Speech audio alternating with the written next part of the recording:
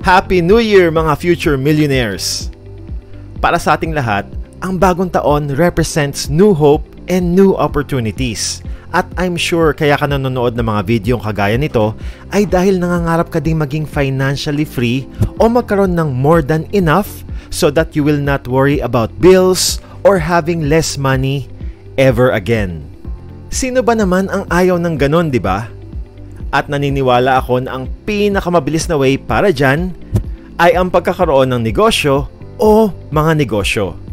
Siguro by now, na-realize mo na din na malabo ma-achieve mo ang financial status na to by just having a job. Dahil sabi nga ng lolo kong si Grandpa Robert Kiyosaki, job is an acronym that stands for just over broke. Kaya sa video na to, i-share ko sa iyo ang 4 na business ideas na patok ngayong 2024. Dahil ang mga businesses na to only need very small capital pero very promising ang return. Lalo na yung business idea number 4. Dahil may technique akong i-share sa iyo na magpapataas ng chance mong mag-succeed.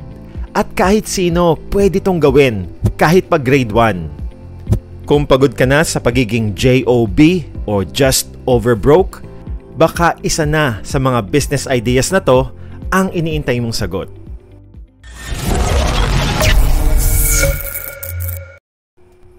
Number 1, online tutoring service.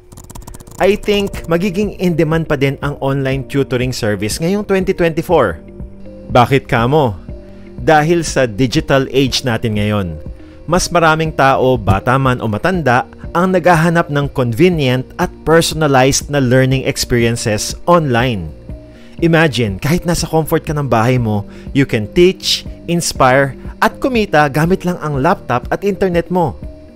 Here is how you start. Step number 1, choose your expertise. Halimbawa, magaling ka sa math or English. At hindi lang limited to sa mga school subjects dahil pwede din base sa talent. Let's say magaling kang maggitara, kumanta, o sumayaw. Or skills na pwedeng magamit sa abroad like pagwe-welding o mechanic ng sasakyan. Mamili ka kung saan ka magaling. Step number 2, tech setup. Kung wala ka pang computer o laptop, kailangan mo mag-invest dito. For a decent PC setup or laptop na hindi pang gaming, nasa 20k or 30k maganda na. Step number 3, kailangan mo ng reliable internet connection. Importante to para smooth ang sessions mo. Ang kapital mo dito ay monthly plans around 1,500 to 2,500. Step number 4, need mo ng marketing and online presence. Gumamit ka ng mga free platforms like Facebook, Instagram, or even YouTube. Or kung may additional budget ka pa para sa ads, mga 2,000 to 5,000 pesos, mas mabilis na lawak ang reach mo. Pero this is not necessary dahil marami namang free avenues. Need mo lang ng konting research. At step number 5, lesson materials. Pwede kang gumawa ng sarili mong materials.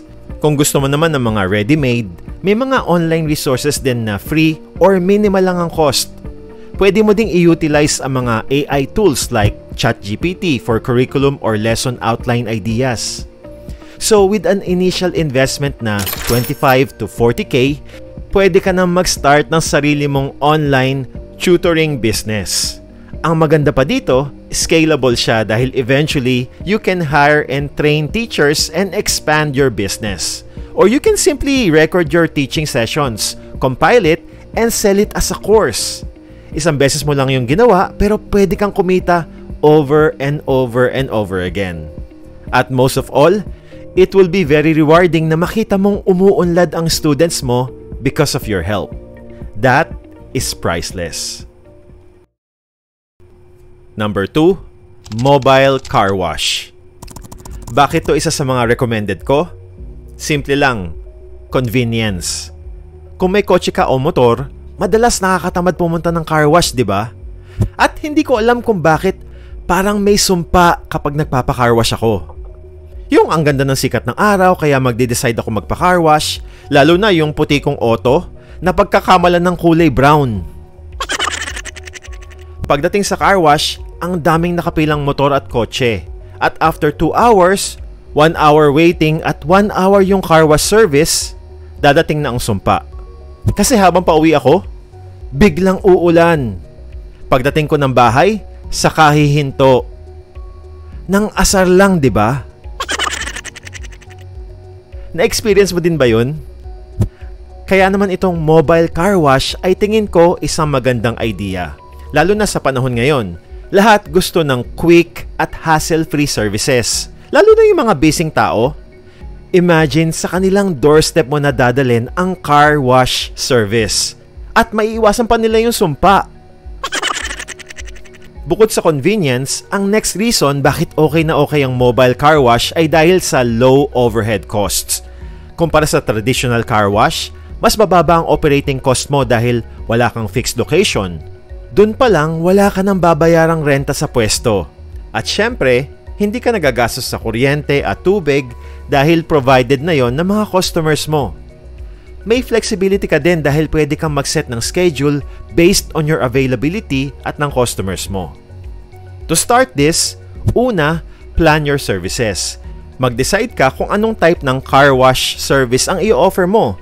Basic wash lang ba? Full service with wax or with detailing, etc. And create your pricing strategy. Mag-set ka ng prices na attractive sa customers pero profitable pa din sa'yo.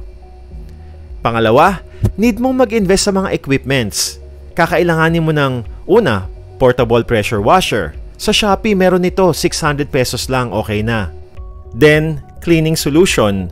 Meron din ito sa Shopee, 1 gallon, 150 pesos lang. Need mo din ng timba.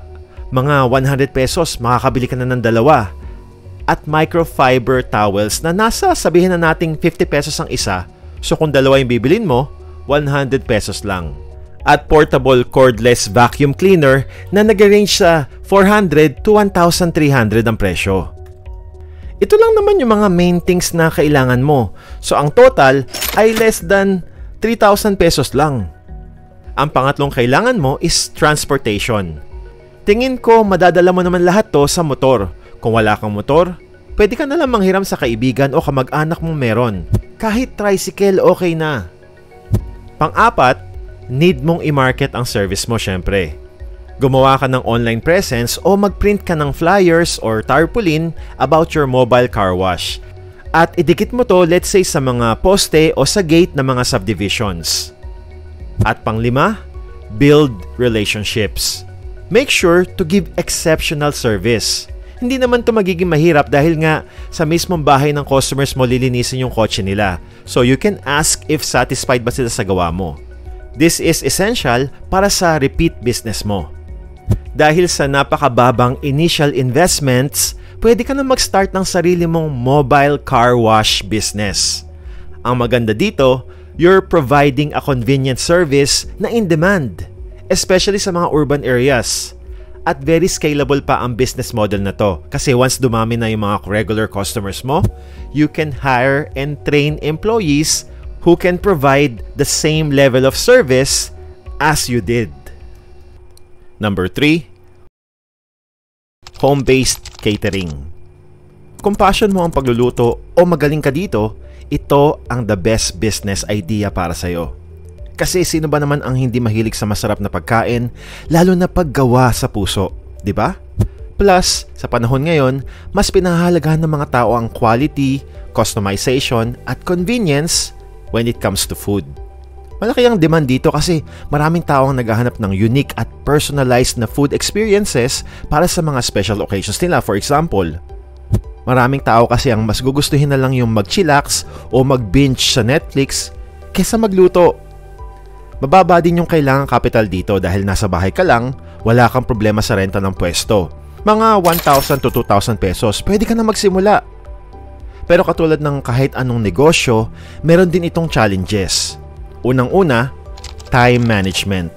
Lalo na kung ikaw pa lang mag-isa o maliit pa lang yung team mo. Crucial yung pag-manage ng oras lalo na during peak seasons. Pangalawang challenge is maintaining consistent quality. Importanteng consistent yung quality ng products mo para mag-build ng good relationships. At pangatlo, marketing and client acquisition. kailangan mo rin mag-focus sa effective marketing strategies para ma-attract ang mga customers.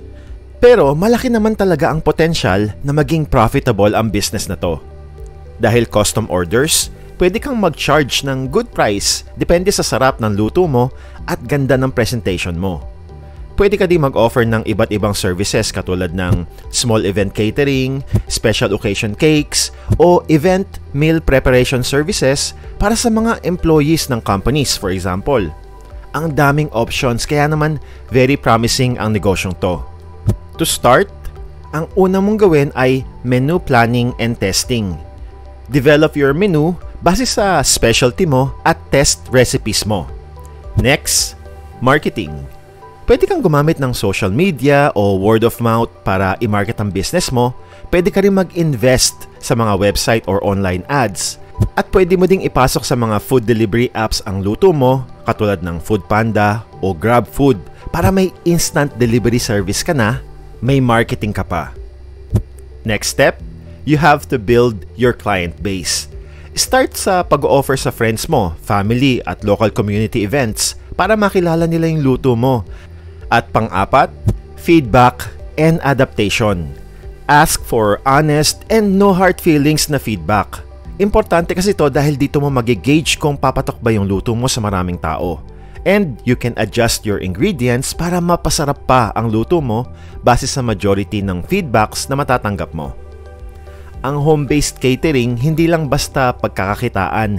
It's an expression of your passion for cooking or baking. Plus, it's a way to bring joy to people's lives through your food. At bago tayo pumunta sa business number 4, kung may napupulot kang good idea sa video na to, pakipitik mo naman yung like button. Salamat. At ang pinakapaborito ko sa lahat, YouTube Automation Business. Ano ba yung YouTube Automation? Ito ay isang strategy ng pagpapatakbo ng YouTube channels nang hindi nangangailangan ng personal na paggawa ng content ng may-ari ng channel. Or very minimal work lang ang ginagawa niya. Think of it as parang ikaw lang ang producer ng isang pelikula. Hindi ikaw yung bida, scriptwriter o director. Pero ikaw ang nagpapatakbo ng pelikula at syempre, sa'yo ang bulk ng kita. Alam ko nagtataas yung kilay mo ngayon at iniisip na, naku, ang hirap gumawa ng videos. Mahihain ako, ayokong humarap sa camera. O, hindi maganda yung boses ko. O kaya, ang hirap gumawa ng mga good contents. Well, all of this are true. Few years ago. Ngayon, the game is totally changing at pabor sa'yo. Paano? Dahil sa tulong ng AI. I'll show you how. Dito sa ituturo ko sa iyo, hindi mo kailangan magpakita sa camera, hindi mo kailangan magsalita sa videos, at hindi mo kailangan mag-isip ng content script. Ang kailangan mo lang gawin ay mag-isip ng interesting topic and let the AI do the rest for you. Ang una mong kailangan ay pumunta at mag-sign up sa website called invideo.io. Ilalagay ko yung link sa description sa baba. Ang maganda dito, you can use it for free. Ito ang makukuha mo sa free account. If mag-stick ka lang sa free account, ang pinaka-importante lang dyan ay ito. 10 minutes per week of AI-generated videos with script, media, text, and voiceover. Actually, yung script at voiceover lang naman ang kakailanganin mo. Malalaman mo mamaya kung bakit. Ang pangalawang kailangan mong gawin ay to research kung anong niche ang gusto mong pasukin. Ang dami mong pagpipilian from stories, top 5 videos, even financial education, etc. Ang importante, pumili ka ng niche na interesado ka. This is so you can enjoy the process more. At ang pangatlong kailangan mo, optional lang naman to, ay to sign up kung wala ka pang account sa ChatGPT. Free account lang din, pwede na. Again, this is not necessary, lalo na sa umpisa, but this could be handy. Mamaya malalaman mo kung bakit. So tara, gawin na natin. Let's sign up. Once signed up ka na, ito ang makikita mo. The first thing you need to do ay to go here at select a workflow. Just use YouTube Explainer. Then, create a 10-minute YouTube video. Dito naman sa space na to, dito mo ilalagay yung topic ng video ang gusto mong gawin. Let's say nakapili ka na ng niche. Ang napili mo ay financial education. At you wanna create a video, let's say create a video about the top 5 skills you need to be rich. Dito naman sa part na to, pwede kang mag-add ng additional instructions na gusto mo mangyari sa video. Halimbawa, please make this video very engaging and create hooks to keep people watching until the end. At itong part naman na to ay para sa gusto mong background music. Let's say, inspiring. At dito naman, yung kung anong voice-over ang gusto mo, male or female. Let's choose male. And dito, kung anong accent ng voice-over ang trip mo. I personally choose Old Husky British voice. Wala lang, para sa akin kasi, mas maganda lang pakinggan magkwento yung Old Husky British voice accent. Pero pwede kang mamili ng trip mo. Then, press continue. This will just confirm yung instructions na binigay mo sa AI. Kung wala ka nang gustong baguhin, click on generate video. Then, it will ask you kung sino ba yung target audience mo, anong feel, at saan mo siya i-upload. So, okay naman yung young adult audience, inspiring feel, at syempre YouTube. So, continue na natin. It will now create the video for you. After mga 3 minutes, eto na yung finished product. As you can see, it's even longer than 10 minutes. Panoorin natin. Have you ever wondered what skills you need to accumulate wealth and become rich? Today, we're going to unravel that mystery. We'll be embarking on a journey to uncover the top 5 skills that can pave your way towards financial success. Firstly, we have financial literacy. Understanding money, how it works, how to manage it, and how to invest it. Oh, di ba? Ang ganda ng voice-over, di ba? Parang lolo ko lang yung nagsasalita. Aside sa voice-over, naglagay na din si InVideo ng mga clips base sa ninanarrate ng lolo ko. Ang drawback lang sa free account ay hindi HD yung video at may watermark kapag dinownload mo na. Pero you can choose the paid version na pasok sa budget mo. Mamili ka lang dito. Dahil nag-uumpisa ka pa lang, ideal itong plus plan nila. With paid plans, you can download HD videos. Pero kahit AI to hindi naman siya perfect. So you will need to review the scenes, and if hindi mo gusto yung clips, you can edit it by accessing yung stock footages nila connected sa paid plan mo or uploading video clips na gusto mo. Kung hindi ka naman satisfied sa script and you want to revise it o pagandahin pa, you can do so by using ChatGPT to generate engaging video script for your desired topic. Then, kapag nakakuha ka na ng script na tingin mo ay the best, change your video script by clicking Edit, then Edit Script. But the script generated by InVideo is already good na Kailangan mo lang magbigay ng clear instructions base sa video na gusto mong gawin niya. If you wanna stick with the free account muna, pwede din. It will just require additional work for you. I-export mo lang yung video na ginawa mo, then convert it to MP3 to get the audio file. Nasabi ko kanina, di ba, na voice over lang yung kailangan natin. Then, pwede kang pumunta sa mga free video clips site like Pexels.com or Pixabay. Dito kasi makakakuha ka na ng mga HD free-to-use video clips. Then use free video editing app like CapCut to create your videos. But I suggest mag-invest ka sa mas maraming video clips na engaging at mga Ultra HD like this site, Envato Elements. Ito mismo yung gamit ko sa paggawa ng mga videos. This is not free. Ang investment dito is $33 o roughly 2,000 pesos per month.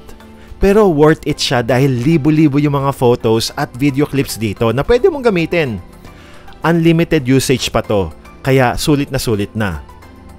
May mga taong nagsasabing, naku, pag AI text-to-speech, hindi yan mamamonetize ni YouTube. This might be true few years ago dahil back then, halatang-halatang robotic yung mga text-to-speech software. Pero AI is getting better and better. And it's here to stay. And YouTube knows that.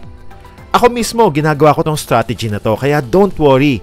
As long as mga HD yung video clips na gagamitin mo, with very good natural sounding AI voiceover, ma-approve ka sa YPP. Imagine, with this kind of setup, you can create multiple YouTube channels. At dahil English language ang gamit mo, you can reach countries like US, UK, Canada, at Australia na mga high CPM countries. Kaya naman ang laki ng pwede mong kitain. Pero lagi mong tandaan na ang pinaka-importante para magtagumpay ka ay hindi lang yung magandang ideas, kundi yung pag-take ng continuous action at hindi pag-give up hanggang mag-succeed ka. Do all you can and always let God do the rest. Hindi ko na alam kung paano i-connect to sa ibang video, kaya ganito na lang, bigla na lang mawawala. Peace out.